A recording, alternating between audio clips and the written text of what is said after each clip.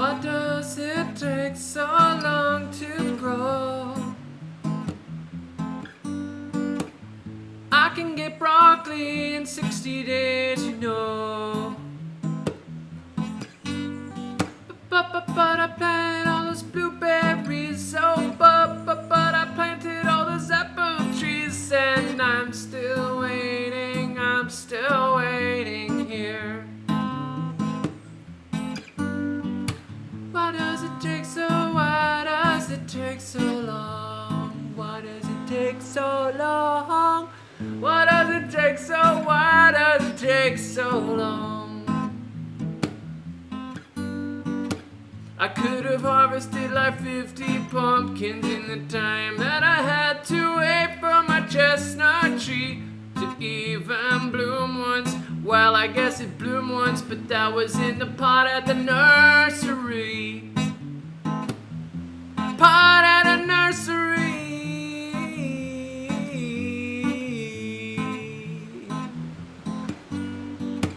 Why does it take so long? Why does it take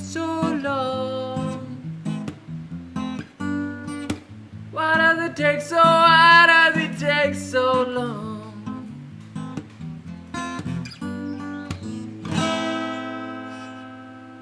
Well, they're so beautiful. So as you can probably tell, my camera is not as good as it should be. Carolyn says, hello, glad you got the tech issues fixed.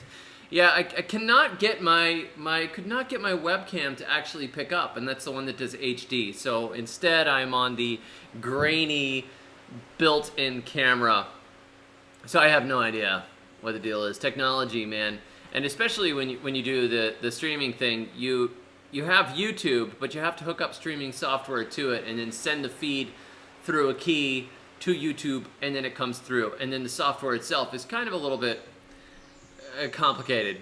You know, I could go live directly through YouTube, but it doesn't give me the options that I need. So there you go. We have to deal with this. So hey, Joe's Garden, and Alan, Lordful, Bryce, and Leaf, Carolyn, Karen, and Hugh. Oh, who else we got here? Scott. Hey, Scott. Dana in Hawaii. Hope you're doing all right. Joe says, hope David talks about starfruit. I will talk about starfruit just for you. 2 in Gainesville. You're pushing the zone. Good work. That's a little north for starfruit. So, yes, we are going to talk about how to make fruit trees actually fruit quickly. And I have a bunch of options for you. So some of these things you may have heard of. I'm sure some of them you have heard of, and then some of them you may not have heard of, but it's going to be kind of fun because this is something that a lot of people, a lot of people are interested in, particularly when you get going with the trees for the first time, and you're like, I'm going to put some trees in. Wonder how long it'll take. And often from the nursery, the trees might have a couple of blooms or fruits on them, but then you plant them and nothing happens for forever. So how do we fix that? No, I actually made notes and prepared for this live stream. So if I spend all this time, see, last time I was just winging it and I got a good bit of super chats. So if I prep for this one and I don't get any super chats, I'm totally gonna be like, forget it. I'm winging them from here on out. From here on out, it's puppet shows. It's puppet shows with David the Good. We don't need to talk about food. Just do whatever entertains folks. I get a few bucks for my rent. Oh, that's where all the good content went. All gone. Yeah, that's what I'll do from now on. Okay, but no, I actually made notes, and I'm just kidding. Sort of. All right. There's one thing I wanted to mention here. I'm making notes on the fly. This is how much I prepare. The ideas, man, they just keep coming.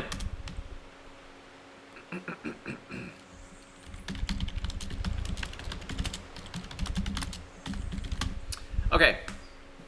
So, hello from Morocco. Hey, Rami. Hey, Stormy Wind. Tamarantha, hey, glad you made a live stream. Nice to have you here. Josie.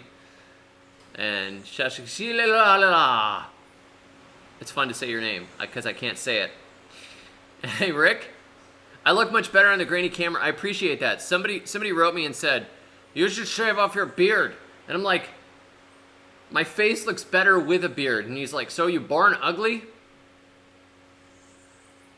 No, it's a relative thing. Hey, Deb in North Central Washington. Ms. Anya Cox, Las Vegas. Or I should have been Las Vegas. Giordana, hey, welcome back. Angel with the phone box. Angel Bear. Hello. Alianushka. Nice to see you back. Serene Bean, welcome. Hey, there's some old school folks here, man. We haven't seen these things for a while. Hey, Betty. Okay, so no, you don't need a haircut like that. Girls with shaved heads, yeah. Not unless you're in, like, I don't know, Star Trek 1, and that wasn't even a very good movie. A friend of mine's wife was struggling with cancer and all of her hair fell out, and he had this thing for, like, collecting. He's like, we're gonna watch movies with bald girls in them from now on to make you feel better. He's like, she's pretty and she's bald. Okay, if you don't have to be bald, I'd say it's better. Exactly, a relative thing or your relatives. I'm glad you got the genetic joke, Arch. Hey, Hand-Drawn Baron. All right. Karen B. Hill sends a super chat. Thank you very much, Karen. And says, let's get this thing rolling. Yes, let's. I prepared, and for my 82 concurrent viewers, content starts here. I went to see David the Good. We listened to Portishead and drank spiced rum.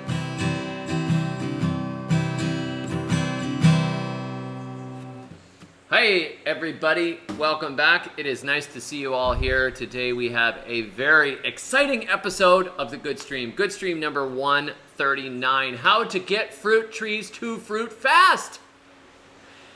Which I think is a topic that's near and dear to all of us. And it's a topic that, you know, I started planting fruit trees some years ago.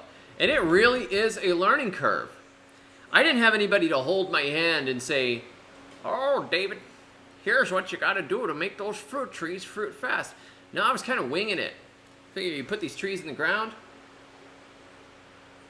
You see what happens? Let's see how it goes.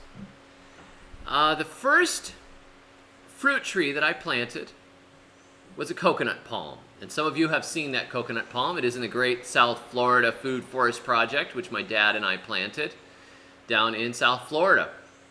Obviously, since it's called the Great South Florida Food Forest Project. I could have called it the Urban South Florida Food Forest Project or the semi-urban kind of near Fort Lauderdale Food Forest Project. But the Great South Florida Food Forest Project just seemed like the best.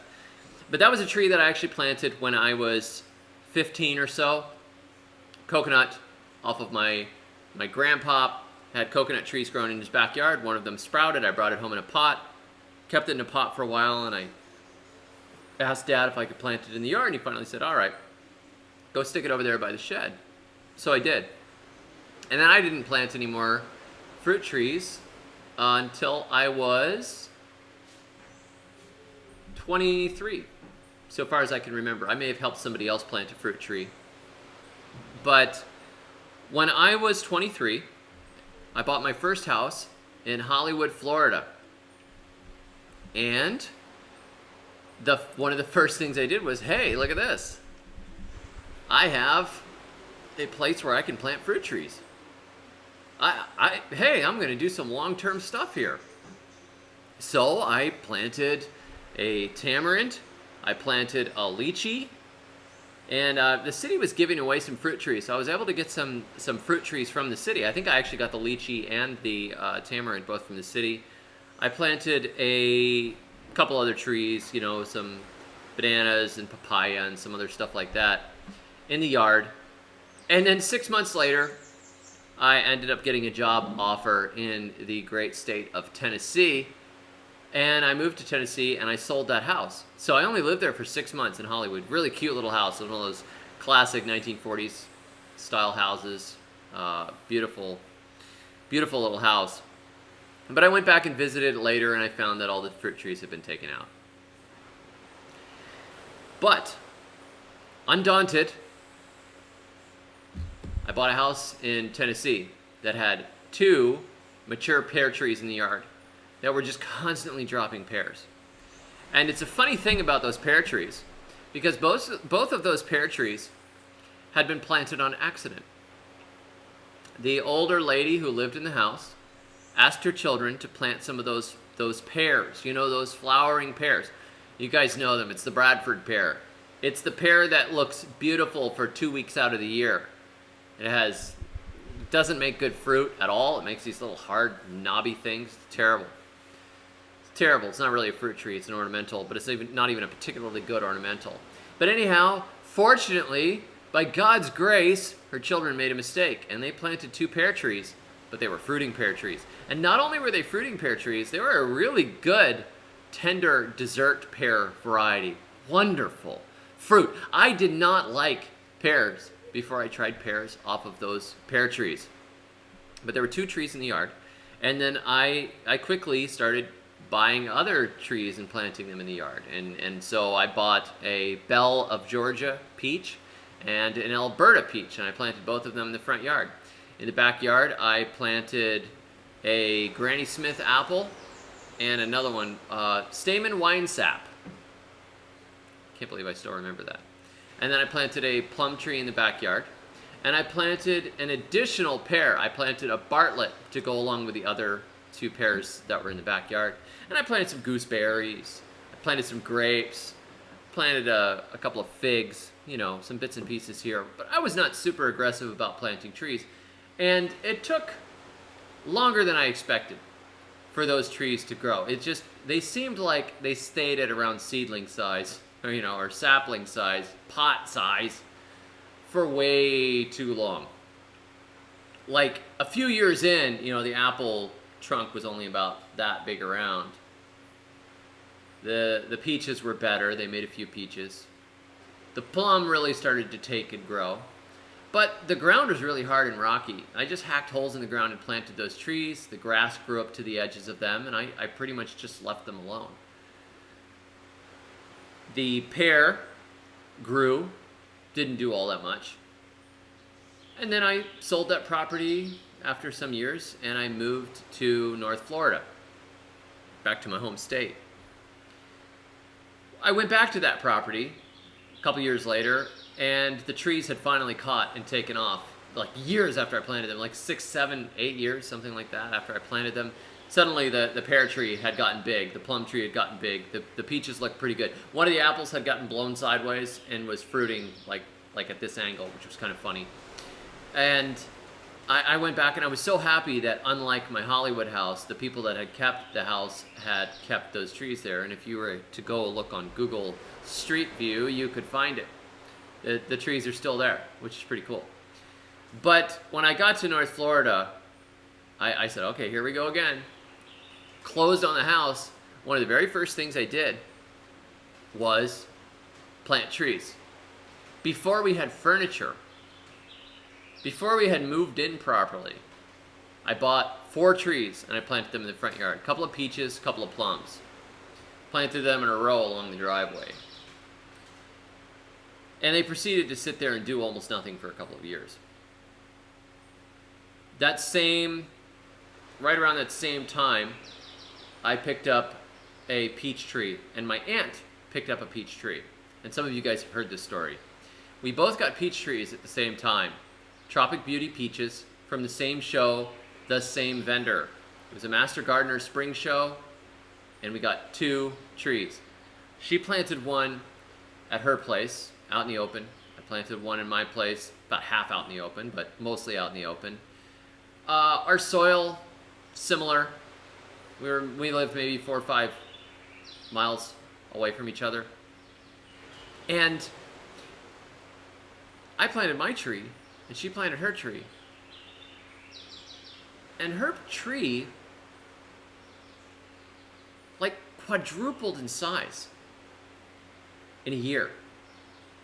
My tree gained a couple of feet, but hers went sideways and out and straight up. And the caliper of the tree, it was like this big around.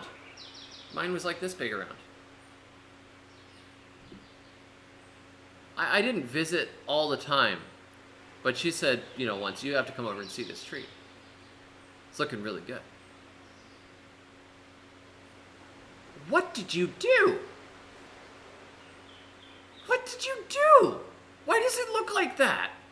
How did your tree get so big? It's the same tree. Big ring of soil around it. Empty. No weed competition. She put the hose there every other day on a trickle. Drip, drip, drip, drip, drip, drip, drip. And I did a video on how to make fruit trees grow fast. And we cover that, but we cover a little more too in this video. She put in cow manure around the base of it, so it had lots of food. Now, that was before we had the problems with amino purulets. I don't recommend putting cow manure around them now. But the tree just went insane. Insane. And then I realized I was doing it wrong. Putting the trees in the ground and saying, there you go, good tree, grow tree, good job tree, grow, did not work. No. If you want big trees with lots of fruit fast, you'll have to do more than that.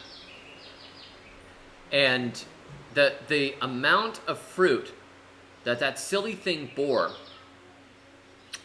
I got a few peaches. She got like baskets. It was ridiculous. And that tree stayed big and kept getting bigger. My tree eventually got to a decent size, but it still doesn't look as good. Ridiculous. So, today we're going to cover 8 ways to make your fruit trees grow fast. So you may want to take notes, because this is a little intense here. And I want to before we jump completely into it, I want to thank Danny for the super chat, Tina and Rick, and of course Karen for starting this thing off. I will answer the super chats, but I'll answer at the end of the presentation, so I don't get derailed. So number 1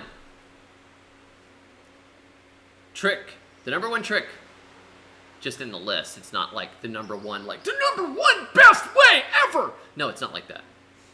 It just happens to be in the list. This is not by order of importance. And this one sounds kind of dumb, but if you want fast fruit, plant fast fruiting trees. Okay, right? Pecan might take you 8 to 10 years. Takes a while. Grapefruit takes some years. Takes a while. Some of these trees take longer than others. Super fast trees. Papaya. Banana. I know, they're not trees. Somebody's like, well, that's not a tree. That's an herbaceous plant. Yes, I know. Papaya, banana, peach, plum, mulberry. Those are fast. With plum being to the one end of it, takes a little longer. But mulberries are very fast. From cuttings, mulberries can fruit the same year, which is ridiculous. Papaya can fruit within 1 year. Banana can fruit within 1 year. Peaches can fruit usually the next year after you plant them.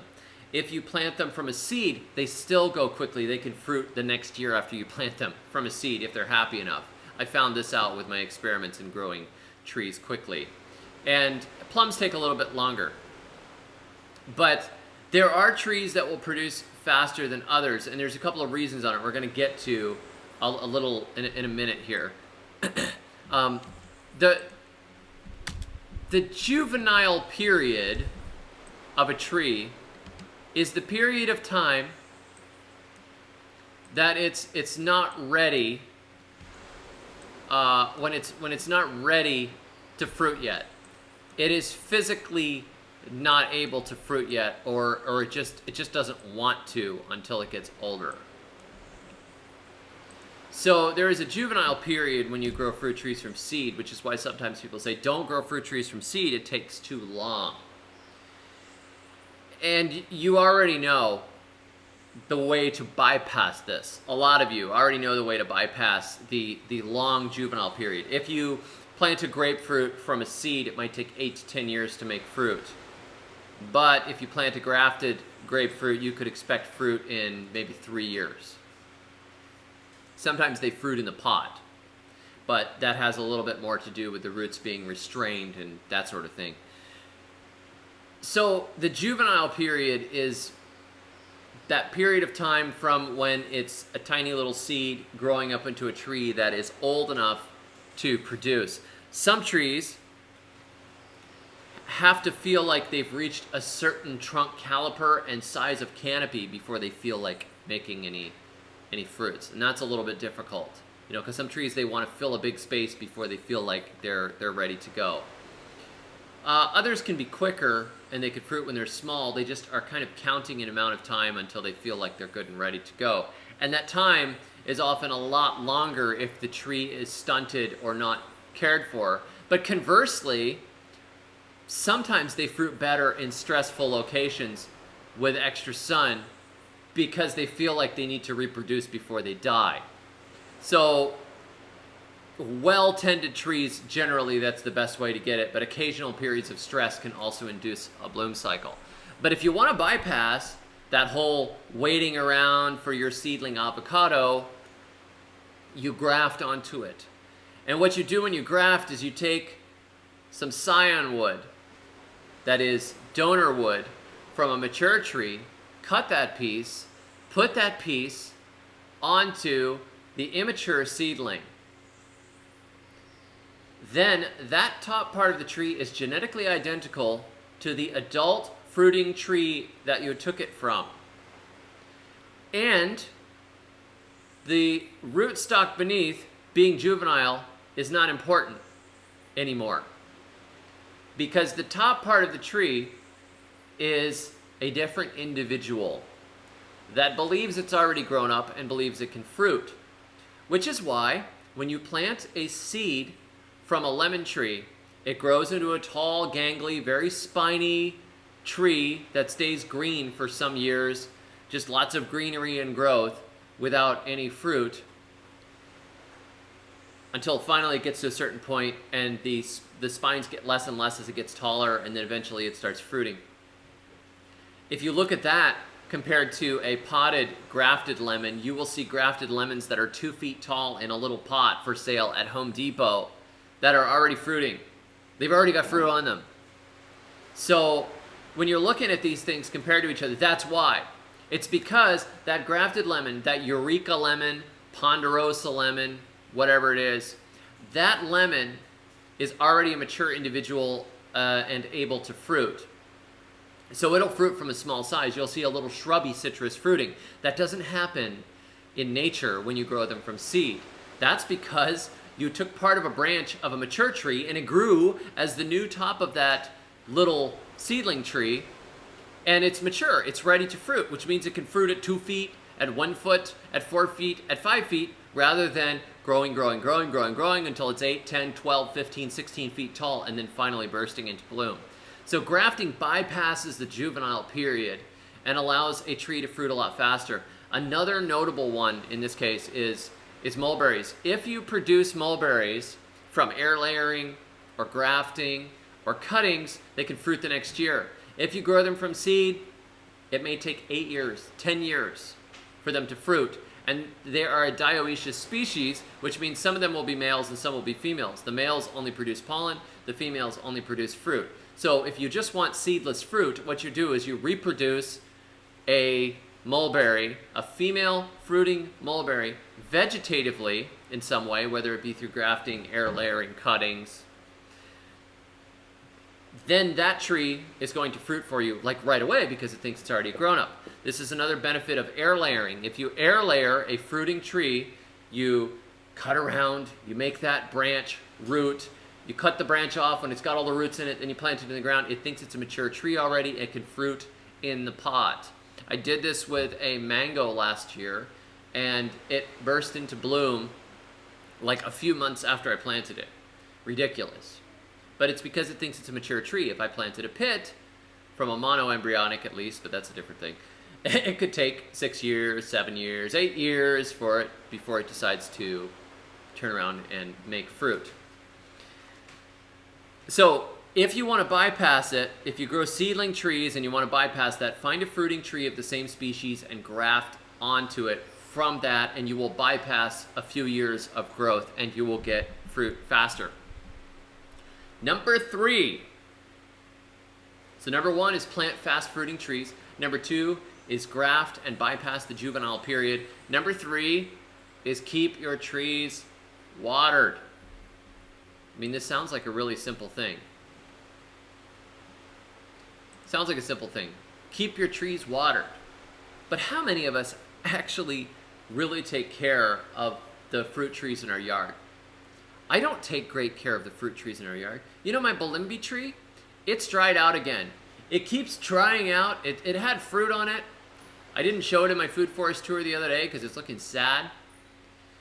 It was starting to fruit with the advent of the rainy season, and then we got a few weeks or a month or more with barely any rain, just a little trickle here and there, and it dropped its fruit, and it's dropping some of its leaves off. It would be a lot happier and it would have more fruit if it stayed watered.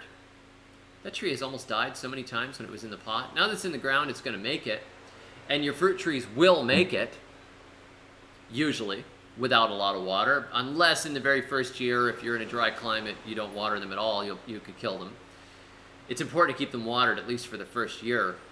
But after that, if you continue to water them, they do much better, and you've got to make sure they're getting enough water. Some people are a little confused about how much water is too much water or enough water. People have been commenting on my video about how to make your fruit trees grow fast. Well, I always heard that overwatering was bad. Or flooding trees makes their leaves turn yellow or causes rot. Yes, this is true. But usually people are erring to the other side of that. The fruit tree doesn't look that bad, so we don't water it. The basil in the pot is wilted in 3 days. The persimmon tree out there, 2 weeks it still looks okay. But guess what? It's not growing. It's conserving moisture. It's just sitting there going, I'll grow when it rains. When it rains, I'll grow. And so you're slowing it down. It's under stress, but trees are more resilient than a lot of the small plants, and they don't show the moisture stress as quickly as you would expect. So if you keep your trees watered on a regular basis, not overwatered, but regular watered. Think of Psalm 1. Some of you guys must know Psalm 1. You know, blessed is the man who walks not in the counsel of the ungodly, nor stands in the way of sinners, or sits in the seat of mockers. You know, the point of the psalm is by staying in God's word, the psalmist, David, is saying, by staying in God's word, I am watering my soul. He shall be like a tree planted by streams of water, bearing its fruit in season, and its leaf does not wither. The man who is, he's making an analogy. The man who is studying God's word is filling his soul with something good on a regular basis, and he's not wilting. He's going to bear fruit. He's going to be rejuvenated. He's going to be in good shape. And the analogy of the tree is perfect. If you ever see trees, there's a lot of trees that only really grow by rivers. You can look at arid regions. I remember studying this area in Chile near the Atacama Desert, looking at some of the cities up there because we were thinking of moving up in that area just for the heck of it. And seeing that this river is going through an arid area, and along the sides of the river there's all this greenery, but you get a little ways away from the river and everything just looks dead. And there are areas like this in different, all over the world. What's right next to the river, it's not that the trees are getting overwatered, it's that they can dip their roots down. They're not getting flooded, but their roots can touch that water anytime they need it, and they're constantly pumping it up. They go into the wet ground around the river and they pull up all the water that they want. So they bear their fruit in their season and their leaves do not wither. Really cool. This is important stuff. The tree needs a regular source of water or soil moisture or it will be stressed. And that's not good. That means it grows slower and you get fruit later. So I'm going to pull this light over a little more. The important thing is not to overwater, but to make sure that there's a regular source of water. So when my aunt was trickling the hose at the edge of a tree has the ability to pull water from anywhere around it. If you pour a bucket of water to the left of a tree, 3 feet from the trunk, it'll pull plenty of water out of that. You don't have to pour water around the entire tree. You don't have to make a pool around the tree. You just have to have a point where the tree can grow its roots and take the water that it needs. So if you're regularly watering, that makes a huge difference. And that's what my aunt was doing with her peach tree, keeping it growing by trickling the hose on it every other day. And in Florida heat, particularly in the spring, when it's dry and hot, boy, you need that water. So keep your trees watered. Number 3. Number 4 is feed those trees. If the tree is just sitting in the dirt and it's not getting anything and the soil is so-so, it's going to suffer. Doesn't grow nearly as fast. The commercial citrus farmers give those trees tons of fertilizer to get them growing quickly, to get them to bear early, to get them to get big and strong and make fruit as fast as possible. I talked with a couple of commercial citrus guys once and interviewed them and asked what their fertilizing schedule was, and I wrote it up on my website, thesurvivalgardener.com. So if you look up thesurvivalgardener.com and you look up feeding citrus, I wrote what the commercial guys did, and I experimented in my own yard with giving 10-10-10 to a few of the citrus trees, and sure enough, they grew way faster. Now, I don't believe in chemical fertilization for the most part as being the best way to do things. So what I did at the same time was I also gave them compost and mulch. So they were getting a mixture of living humus with the salty, potentially root-burning fertilizer. But it was an experiment. What does it do? How does it work? Does it make them grow faster? Yes.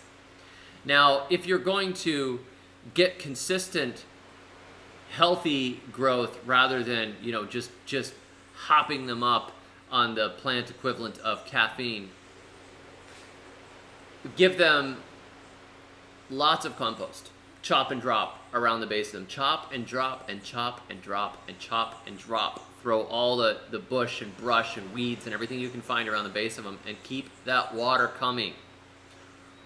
And when you have that regular feeding, that's great. Give them fetid swamp water. I used to make fetid swamp water batches and spray the trees with it on a pretty regular basis. They love it, and it seems to chase away diseases too, interestingly enough. So number 4 is feed your trees. If you're feeding your trees on a regular schedule, you don't feed them too late in the year. Make sure you're doing it right. You feed them too late in the year, if you're in a temperate region, you're going to increase the growth of tender growth late in the year. You don't want to do that. Where it gets cold, you probably don't want to feed them past June, July. But hit them hard in the spring and through the summer until you get to about July and stop. When you get that growth season, boom, boom, boom, boom, boom. They have the water and the food, all they want right when they need it. Just don't give them too much and burn them, and obviously don't flood them with the water. Number 5, mulch. Mulching was ultimately the thing that made my fruit trees grow much faster in the food forest. The tree companies were cleaning up along the edges of our road and shredding all of the palms and the oaks and the pines and the persimmons and the vines and everything that was growing along the edges, chopping them up and grinding them in this big hopper. And I asked them if they would dump the mulch for me, and they did. They dumped a bunch of it. So I spread that mulch all around the food forest system to a foot deep. The next year, the trees really took off. I look at the mulch as both a way of conserving water and feeding. I don't like mulches that don't feed the ground very much. Like, I get asked about pine bark or pine needles as mulch. I don't like them very much. I like a mixed hardwood, chopped, shredded green mulch that is going to rot down. Like if it's steaming when it comes off the truck, that's what I want, because I know there's enough nitrogen in there that it's going to be rotting down and feeding the ground. Dry pine bark nuggets, they take a long time and they break down slowly. They don't provide a lot of humus to the soil or a lot of feeding to the soil. So I like to have a mix of materials going, and this is why I also do lots of chop and drop. Lots of chop and drop around my trees. So mulch, it suppresses weed competition. It stores water in the ground. It means that the sun is not baking the ground around those roots and burning them. So in the heat of the day, it might be 120 degrees on the surface of the sand or the clay. But if you put down a little bit of mulch, underneath it stays cool and it stays moist, and the roots can happily move around there underneath the mulch and get what they want, even in the heat of the day, where normally they would actually be burning and shriveling and pulling back from the surface. So mulch is like really key to getting those trees moving. Number 6, make sure you get enough sunshine. If you plant a fruit tree in a place where it's half shady, unless it's a pawpaw, or something like grape mahonia that is suited to that, if it's in a shady spot, it's not getting the solar energy it needs. Solar energy is very important.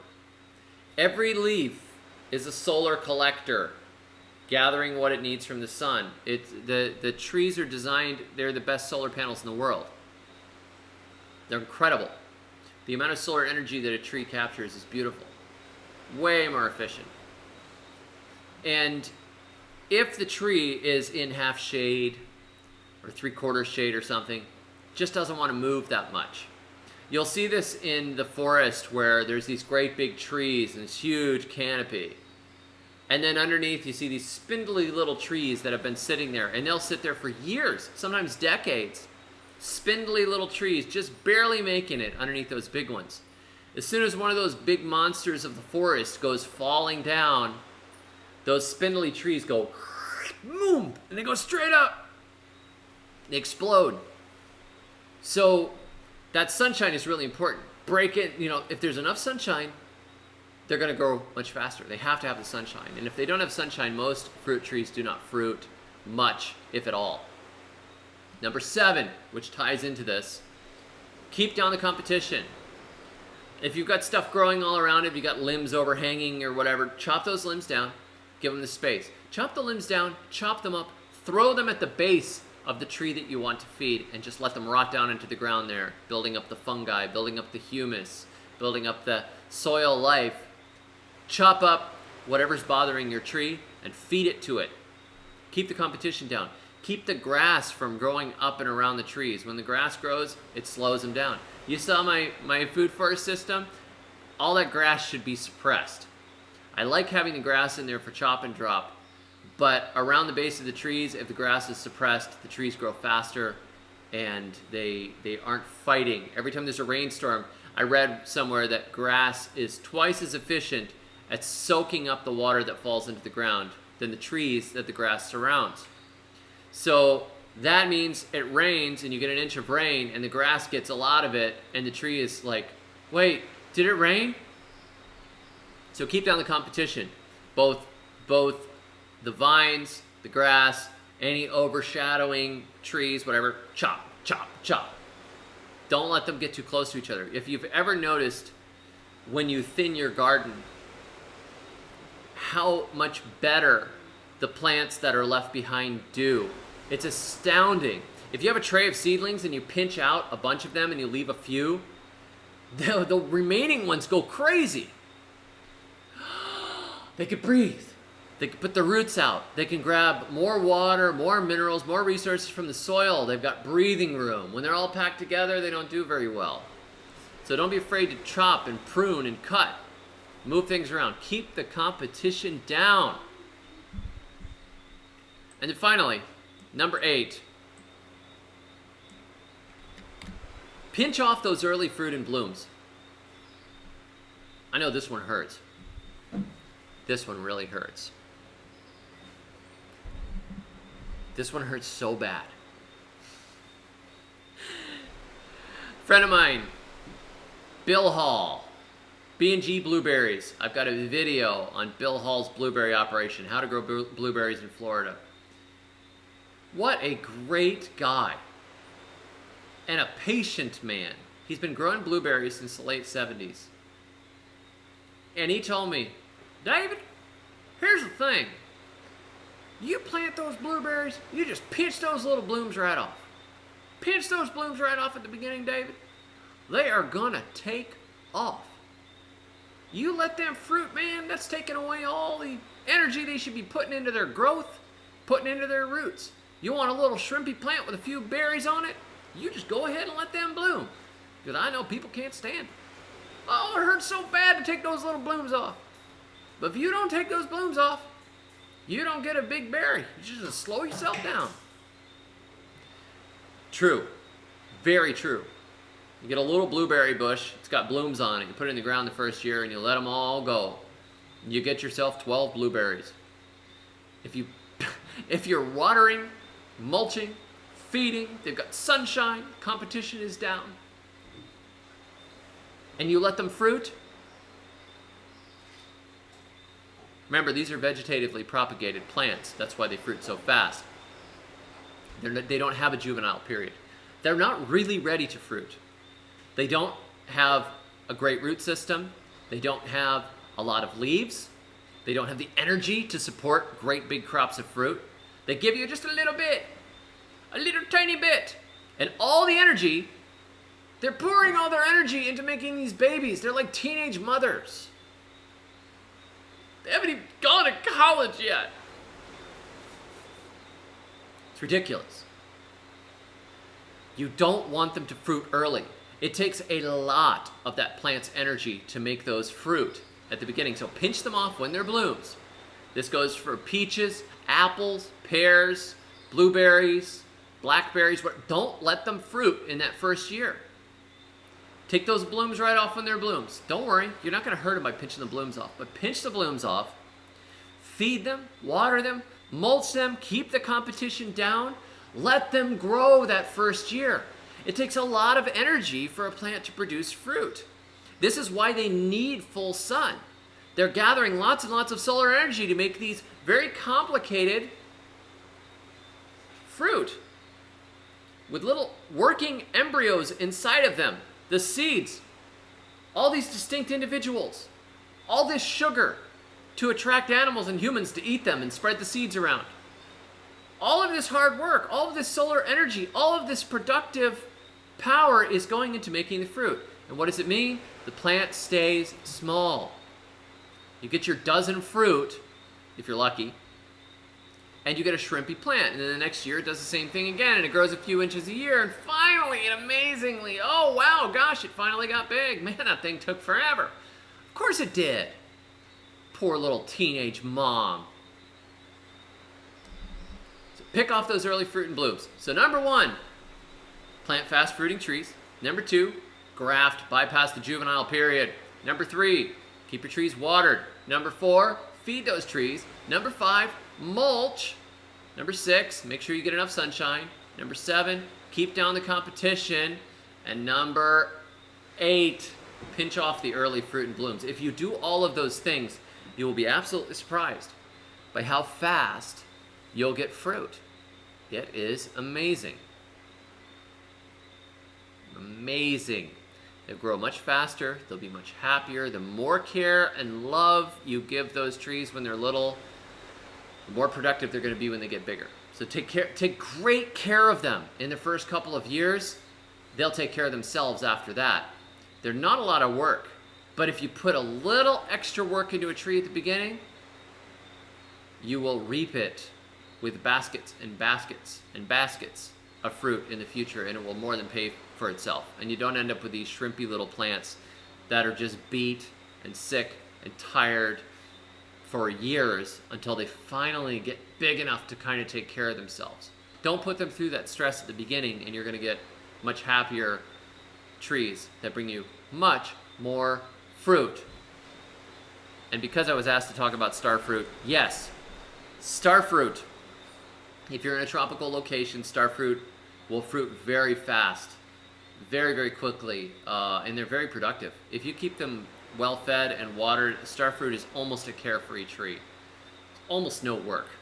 But I do recommend getting a decent variety because some of the seedling ones can have pretty bitter or watery fruits, or they're not even, like the skins can be bitter or they can be too sour.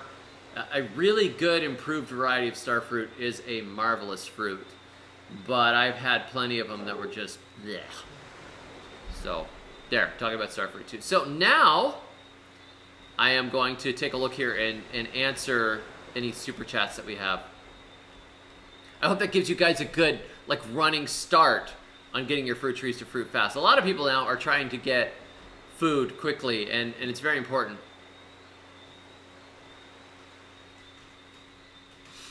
Rick sends a $5 super chat. It says, my olive tree fruits tomorrow or I dispute the charge. Oh Lord, bless Rick's olive tree. May it fruit well. You don't get an olive tree to fruit by sending a super chat, but maybe by praying over it. I don't know. Or mulching it and weeding it and taking care of it. Natina sends a $5 super chat and says, can we get food and puppets? I think that's reasonable, Tina. We definitely need some more puppets on this channel.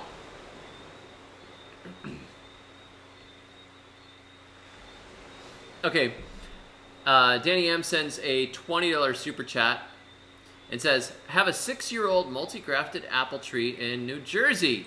I have family in New Jersey. New Jersey. Zone 7A. Hasn't bloomed yet, but lots of foliage. Have room for one more. Thinking cherry, maybe multi-graft project, plum or peach. Would love to hear what you think. I don't know, do you sound like that, Danny? Did I get it? That's what my family sounds like. The first place I ever saw an apple tree growing was in Cherry Hill, New Jersey. New Jersey. It depends on if you got the little more New York or if you've got the little more snap. 6-year-old multi-grafted, that should be blooming soon. It may be too happy. You might cut back if it's getting nitrogen. Sometimes those trees growing on a lawn will be getting the lawn fertilizer. If you're fertilizing a lawn, they'll get the lawn fertilizer too, and it will give them too much nitrogen, and they're less likely to turn around and fruit for you. And you got to concentrate on the micronutrients, potassium, etc. I would give it fish emulsion. Have room for one more. Thinking cherry, maybe a multi-graft project, plum or peach. Would love to hear what you think. Those are all great options. The nice thing about plums, some varieties of plums at least, you can graft peaches and nectarines onto a plum, which is pretty cool. Cherry, I absolutely love cherry trees. Beautiful trees, beautiful, wonderful fruit, but they do not intergraft. So if you want a multi-graft project, you can graft different varieties of cherry onto the cherry, but I tried grafting different types, like the sweet onto black cherry, and I tried grafting cherry onto other stone fruit, and I had no luck. So if you want to play around with grafting, you can only graft other varieties of Prunus avium onto Prunus avium so far as I've been able to determine. And there are some sour cherries that are pretty good too, like pie cherry varieties. There are some small bush ones. The Nanking cherry is a fantastic little cherry shrub. It's a small cherry. It makes a fruit about that big. And they're sour. And they have the best flavor if you make them into pies, tarts, jam, whatever. The Nanking cherry is considered a pie cherry. So it comes sour, and you give it sugar, and it has a much better flavor, actually, than if you just made a pie from sweet cherries. Balances. It's very interesting. So if it were up to me, I would plant a cherry, a plum, and a peach. You can actually get away with planting all three of those in one hole if you really wanted to. Though with your cherries, you may need a pollinator. Peach probably would like a pollinator too. But if you want a multi-plant, those stone fruit are so easy. They're so prunable. You can keep them small. You can keep stone fruit at 6 feet tall and get fruit out of them. You can plant 3 of them in one hole if you want to and still get fruit out of them. It's pretty awesome. But you have a lot of options there. You could also graft onto that multi-grafted apple tree and see what happens too. It's kind of fun. Javier says, would roadside fruit trees be the worst idea? No, I don't think so. Alanushka says, I start to think to make fruit trees fruit in Ocala, the only way is to move. It feels like that sometimes, doesn't it?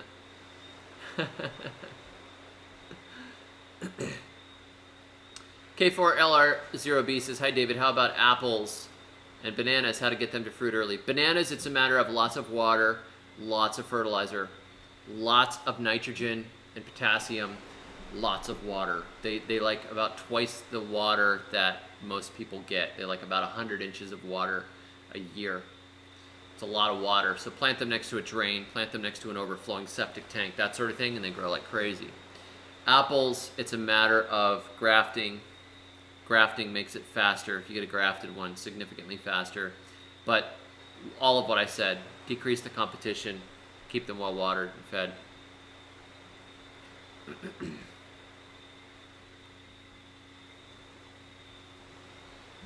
Swamp Cabbage says, wonder if an apple tree could make it in South Florida if you made a PVC radiator fount it.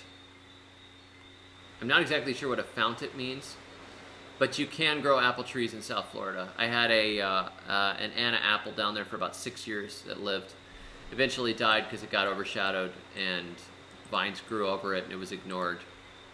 It did not fruit except once, but that was because I didn't know the leaf stripping trick and I didn't have a pollinator for it, but it definitely would work.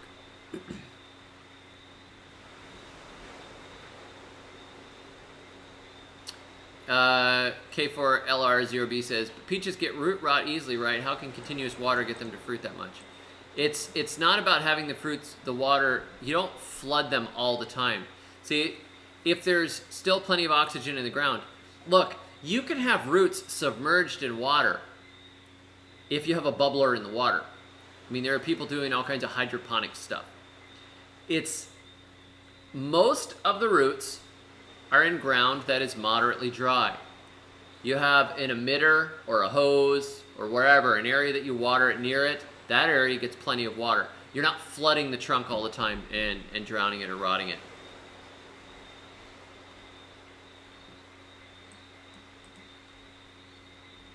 Let's see here. Beat it with a chain. Yes, quite possibly. Josie B says, runs out to buy a grafted grapefruit. It's way faster.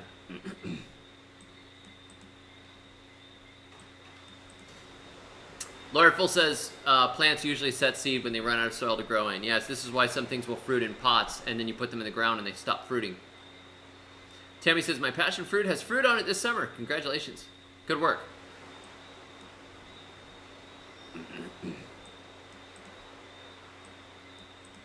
K4LR0B says, my mulberry fruited every time I prune it, but the fruit does not ripen. It's almost a year in the ground now. This time, seems some may ripen. Yeah, early on, they make some pretty shrimpy mulberries. I've noticed that mulberries, after a few years in the ground, the mulberries get big and fat, much bigger than early on. Early on, you get these little shrimpy, they're barely there mulberries, itty bitty little things. Not particularly good, not even worth eating. But after a few years in the ground, and when they're happy, they start to get big, fat mulberries. Makes a big difference.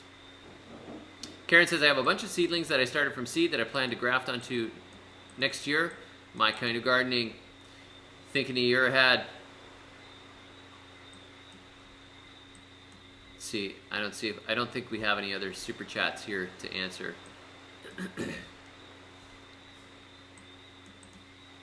Clement says, my air layer guava are fruiting and they were done 6 months ago. There you go. You're bypassing the juvenile period. It is way faster.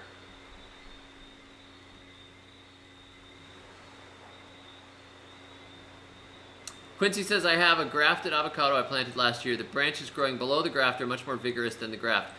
Cut all those branches off below the graft. Do not let anything below the graft grow, Quincy, or it will overtake the top of the tree and eventually it'll win.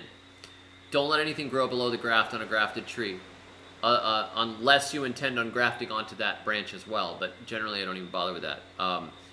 Anything that's growing below the graft is going to take away energy from above the graft. Be merciless and take off every sucker, anything below that graft, off. Makes a big difference. Alejandro says, I just got my dwarf everbearing mulberry this Wednesday. I'm so happy. They're nice little trees. They're not the best fruiting tree that I've grown. As mulberries go, they're kind of like an mulberry, but they don't take up very much space. And once they've been in the ground for a few years, they make a lot of fruit, and then they're good. But they're not like awesome. My favorite was the Illinois everbearing bigger tree that I had. Beverly says, why does my Haas avocado bloom, set fruit, and they all fall off before they can grow? It's probably lacking proper pollination. You probably need another avocado around. It's also possible that the tree is not feeling comfortable enough, and it is just simply aborting the fruit because it doesn't feel like it can bring them to maturity.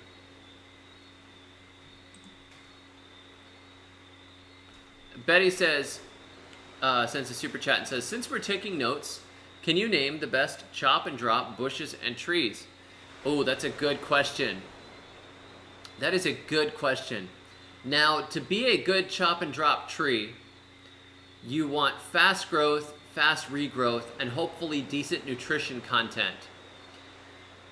So, in a tropical area, it's easier than it is in a temperate area, but you temperate folks, don't worry, there's good stuff up there too. Tithonia diversifolia, the tree marigold / Mexican sunflower, but make sure you get diversifolia and not rotundifolia, because diversifolia is a perennial, rotundifolia is smaller, and it is an annual. Tithonia diversifolia, the tree marigold. That is a really good chop and drop. You can chop and drop it multiple times a year, very fast. Of course, it's top.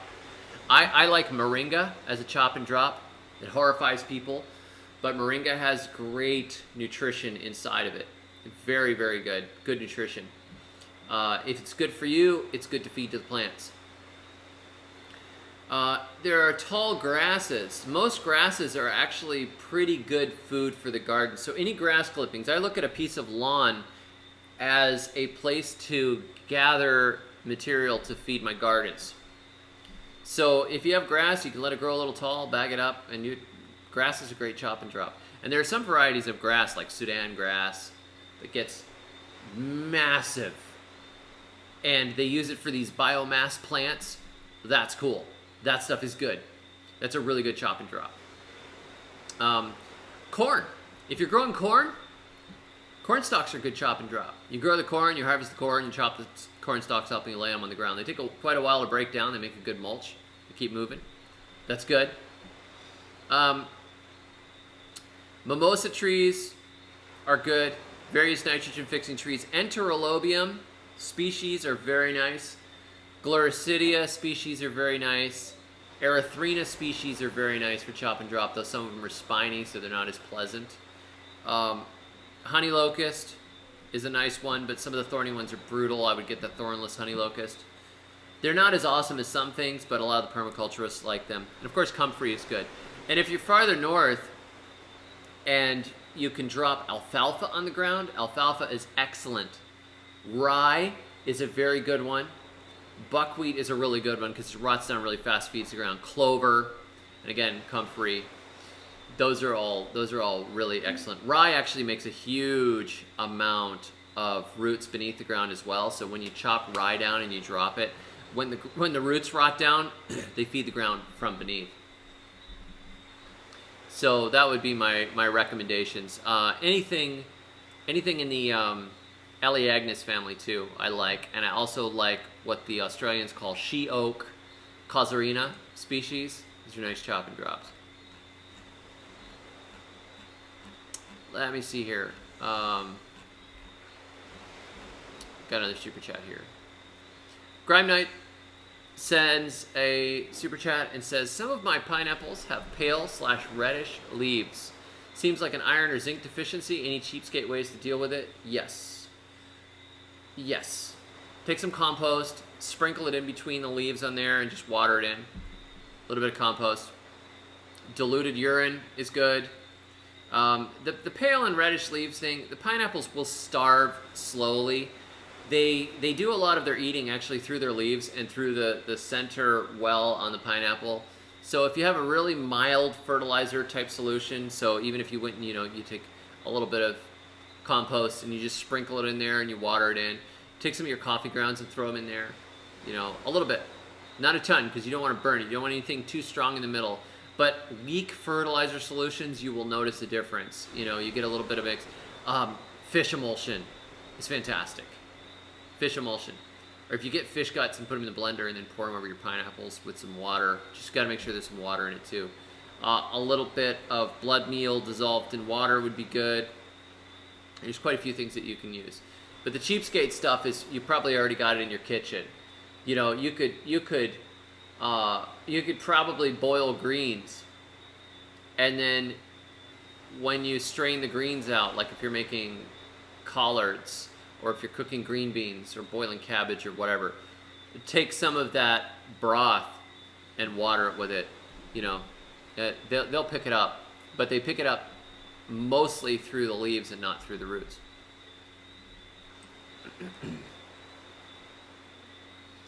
Clement says, soil is something to consider when it comes to watering. I live in Lake Wales, Florida, and there's never, ever water pooling or accumulating even during storms. The ground here is so sandy. Yes, absolutely. The water, where the sand where we were too, was not as sugar sandy. It had a little more loam in it up in North Florida than the Lake Wales area. But I lived in Frostproof, and it was amazing. You could just pour water in the ground forever and ever. You would never flood anything.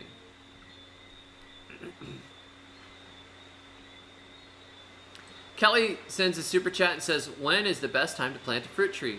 And please recommend 3 trees to a very beginner. Okay, Kelly, first of all, you got to tell me where roughly you live, like zone-wise or climate-wise. Zone and climate would be helpful because it depends on where you are, what trees are going to be easy for a beginner. They're very climate dependent. But the best time to plant a fruit tree, there's 2 best times to plant a fruit tree. Fall and spring. Summer's too hot, winter's too cold. If you plant them in fall as they're going to sleep in the pot and you water them in, you let them, they just go through dormancy in the ground. They usually like that, particularly in milder climates. In a colder, harsher climate, I'm a big fan of planting bare root trees. Now I would do this in a mild climate as well, but it's even better in a cold climate. It's a better option, I think, than fall planting. If there's any arborists, correct me if I'm wrong. But the trees that are already in dormancy, bare root trees, they're already dormant, they're already asleep for the winter. You stick them in a hole as soon as they mail them to you in spring, and they're still asleep. You pack the earth around that little stick, and you water it in, and it wakes up in the ground and it grows a whole bunch of roots, and it's like, I always lived here. It's like it doesn't know that it was transplanted because it was sleeping. That's wonderful because you avoid a lot of the transplant shock. There's like almost no transplant shock with bare roots. I have pulled trees, literally pulled peach trees out of the ground, breaking off most of the roots during the winter, stuck them in pots, and had them grow just fine and root out wonderfully and be plantable in a few months. The bare root thing is amazing. So if you can do bare root in the early spring, that's really awesome. But let me see here, Kelly. Did you mention where you're located or climate? I don't see it. I don't see a climate here. If you are up north,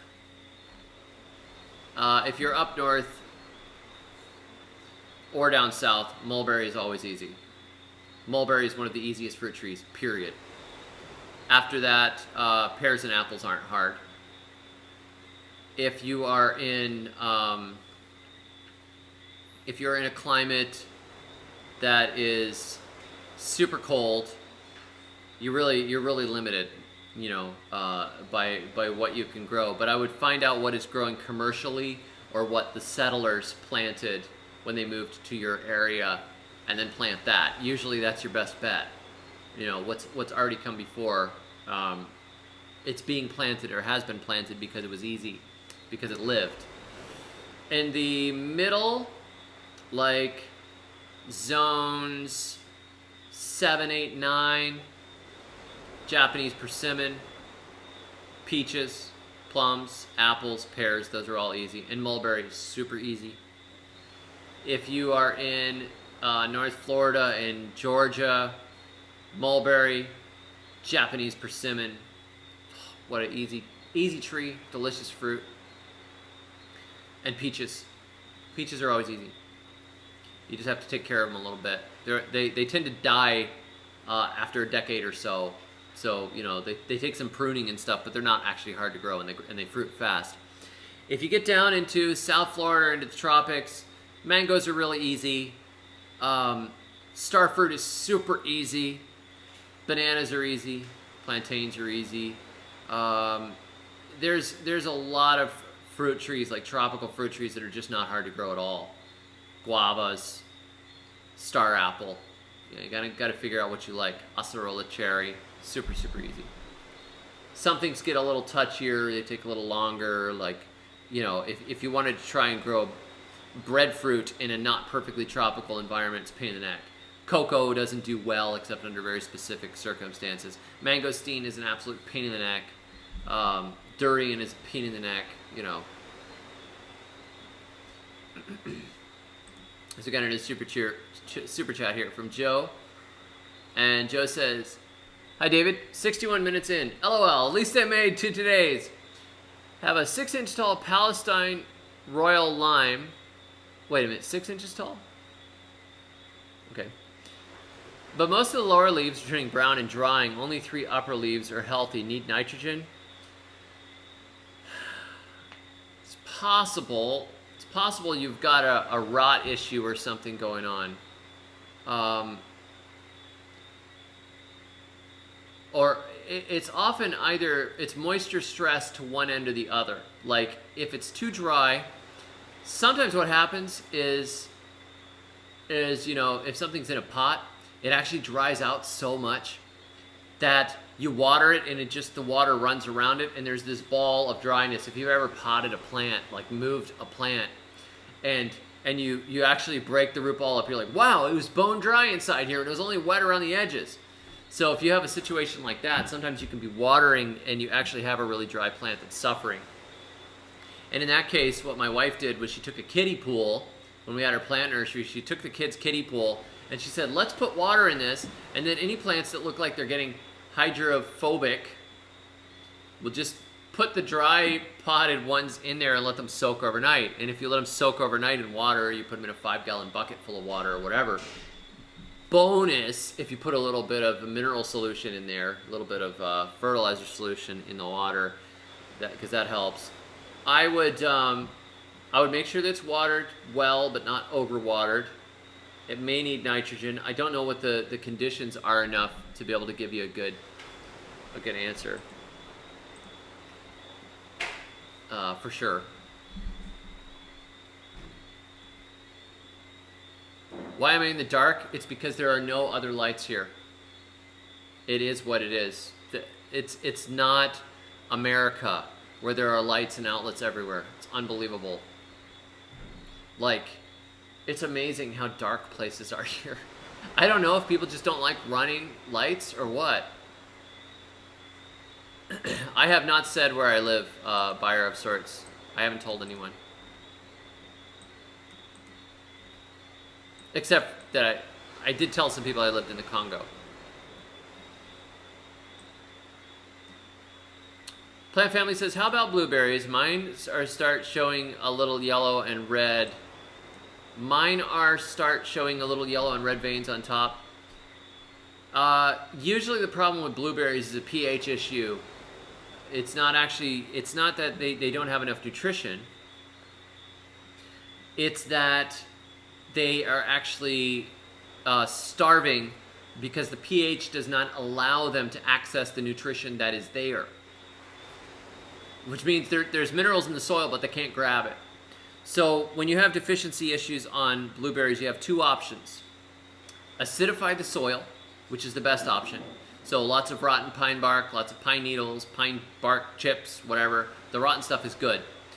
And put elemental sulfur down too. You can get elemental sulfur and sprinkle it around there, and the soil microorganisms will chew that stuff up and convert it to sulfuric acid, which actually lowers the pH of the soil. So elemental sulfur, rod and pine bark, those two things make a big difference in the soil. But to immediately help the issue, you can give them a mild foliar feeding. Mild, because blueberries do not like a lot of foliar feeding. Give them a mild foliar feeding solution, a mixed, probably fish emulsion would be fine, but I would dilute it a little more than recommended. But you could also just use Miracle-Gro or something, but dilute it more than recommended. Just give it a very diluted solution. They're sensitive to fertilizer amounts. They're kind of funny that way.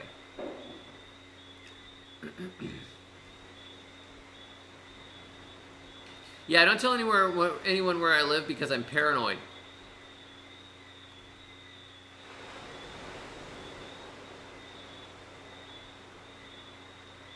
Witness protection program.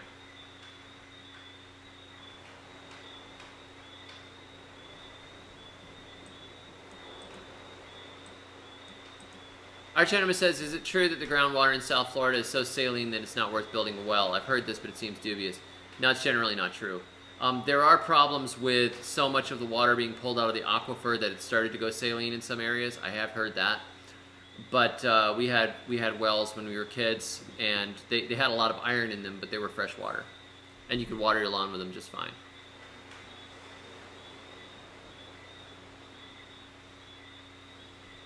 Ecocentric Homestead says, seeds are cheap. That's what I do. Plant lots to keep the strongest. Yeah, easy.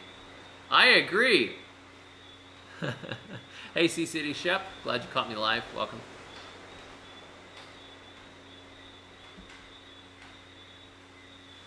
Suriname. Peru. Yes, that's right. You got it. All right, so if we have any more questions, I will take a couple more questions. It's getting late. And I have a really fun video that I'm going to edit and post soon. I'm doing a video on our earth oven. So those of you that are interested in earth ovens, I think you'll like this new video. And those of you that aren't interested, will watch it anyways. Just because of my sheer force of personality. I couldn't care less about earth ovens, but I love that David the Good. I just can't stop watching everything in his hood. All those things that he does. Those weird faces that he makes. There's something about that long and ugly face with the crooked teeth. David the Good, he is a beast. Okay, that's probably good enough. Yes, I live in the Antarctic. Oh, thank you, Richard. Richard says a $5 super chat. Hope you're doing well. I am going to get that guitar you sent me, man.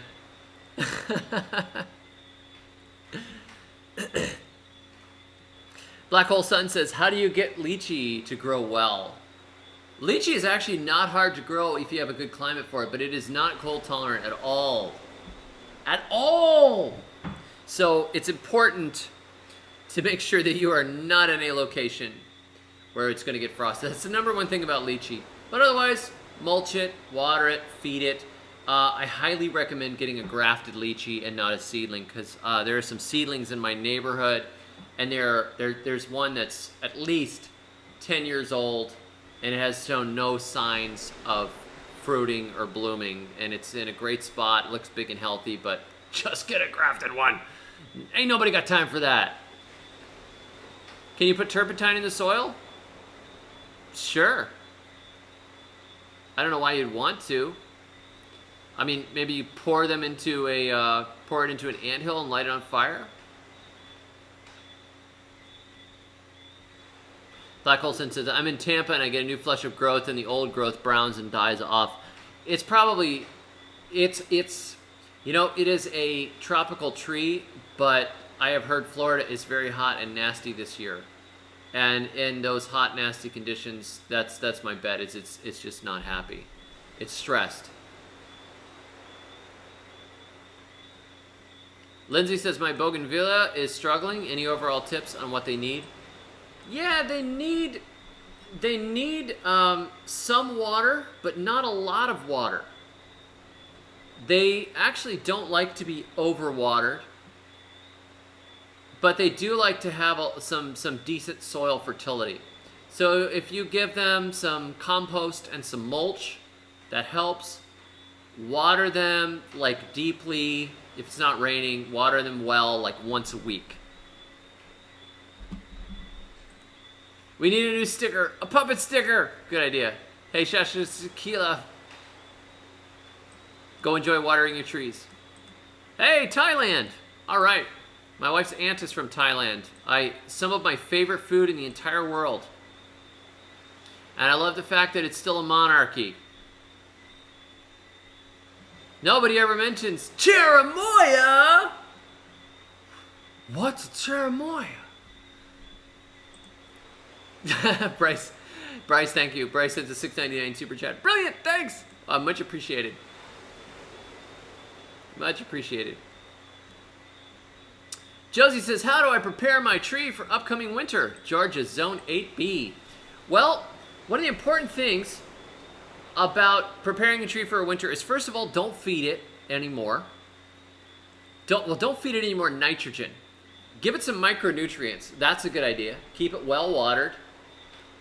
Give it micronutrients, like fish emulsion. It's like a tonic, right? Compost tea, it's a tonic. So it has everything that it needs. It's getting its nutrition as it's winding down. But don't give it any more nitrogen. Tiny bit of nitrogen that's in compost or fish emulsion is not a big deal. But basically, you give it a tonic of micronutrients. I recommend doing that. Keep it well watered until it's, as they're winding down. But, don't encourage it to grow too much right now. You want it to go down into dormancy. If it is a tree that is not cold tolerant, you're going to want to make sure that you cover that thing. Put a big 55-gallon drum of water next to it to act as thermal mass, and then cover it with blankets, and it'll keep it around just a little over 32, which helps. But let's see here.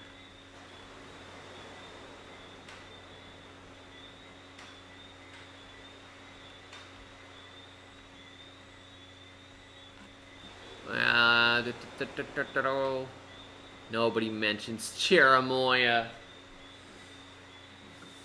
Nobody mentions Cherimoya.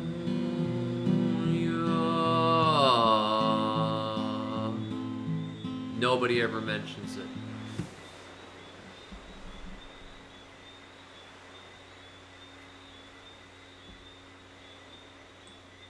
Cranky Bean says, bought a baby fig tree a few months ago. It's already fruiting. Should I pinch the figs off? Yeah, knock it off. Yeah, knock them off.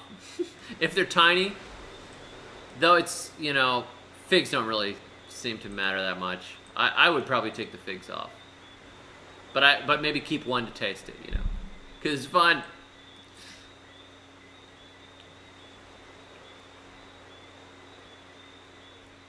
Tila says, I just bought acerola and Jamaican strawberry trees. Oh, those are so good.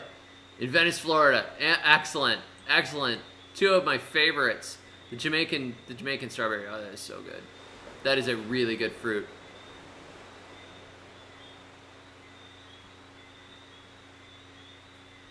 Thank you, Joe's Garden. D to the G. PK says you can't grow Cherimoya in Florida. Is that true? I doubt it. I bet you can grow it in South Florida. Probably not where he is, though. Sugar apple, its cousin, grows quite well, but Cherimoya is probably a little bit more tropical.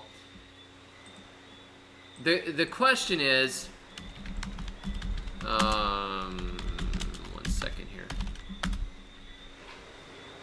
How happy is it going to be? It's not quite as easy to grow as the true full-on sugar apple.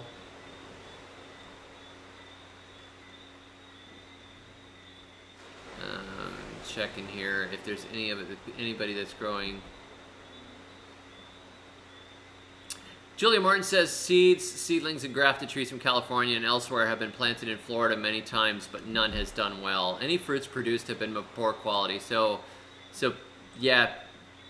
I would say you probably can grow it, like you can grow breadfruit, but you may be stuck. Pete's probably right. You may be stuck growing a sugar apple instead. But that wouldn't stop me from trying. If I were in South Florida, I would totally give it a try. And I would probably plant a lot of seeds to see if I can get a variety that thrived.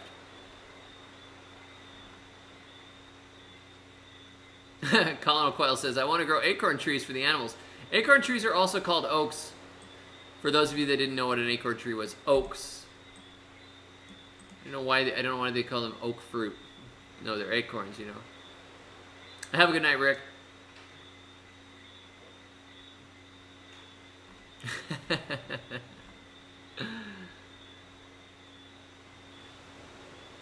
Persimmon trees for deer, yeah, definitely. If you plant a lot of American persimmons, I mean they're worth growing just in general. I like American persimmon fruit.